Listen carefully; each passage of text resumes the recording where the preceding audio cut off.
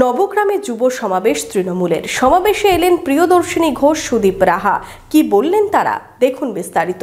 মনোবীক্ষণ polyclinic, চিকিৎসার জগতে এক দশক। এখন এখানে সব বিষয়ে ডাক্তারবাবু একসাথে তলায়। ফোন করুন 7477799515 এই নম্বরে। তৃণমূলের টিভি মিডিয়া মুখপাত্রের তালিকায় রদ বদল, বাদ পড়লেন যুব তৃণমূলের নেতা সুদীপ রাহা। পরিবর্তে এলো নতুন মুখ।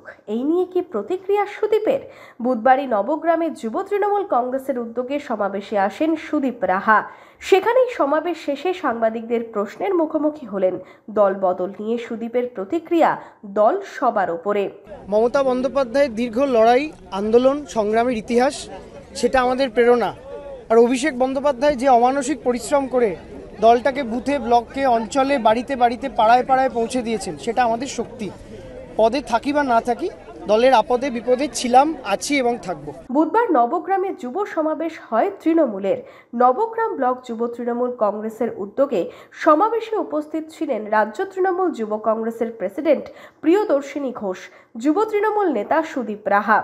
এদিন মূলত বিজেপি, সিপিএম, কংগ্রেসের বিরোধিতায় ও ওয়াকফ বিলের প্রতিবাদে যুব সমাবেশের ডাক দেওয়া হয়। নবগ্রামের বিধায়ক কানাই চন্দ্র মণ্ডল ও স্থানীয় নেতাকর্মীদের উপস্থিতিতে সমাবেশ মঞ্চ থেকেই আক্রমণাত্মক তৃণমূলের দুই যুব নেতা। বক্তব্যের নিশানায় থাকে বিজেপি। ওয়াকফ বিল নিয়েও কড়া সমালোচনায় সরব হলেন। নবগ্রাম থেকে শুভরাজ সরকারের রিপোর্ট, মধ্যবঙ্গ নিউজ। সত্যি কি আমাদের দেশে এমন কোনো কি ঘটনা, এমন কোনো গুরুত্বপূর্ণ ইস্যু কি নেই যে সবকিছু ছেড়ে এরা ওয়াকফ বিলের পেছনে পড়েছে? আমি বুঝতে পারলাম, আমি উপলব্ধি করতে পারলাম যে এরা আসলে কি চায়। এরা জমি দখল করতে চায়, এরা ওয়াকফ বোর্ডের মূল্যবান জমিগুলোকে দখল করতে চায়। ওয়াকফ বোর্ডের যে কর্তৃত্ব, তাদের হাত থেকে সব ক্ষমতা নিয়ে নিজেদের হাতে নিতে চায়। কেন? কারণ তারা একটি অত্যন্ত সাম্প্রদায়িক দল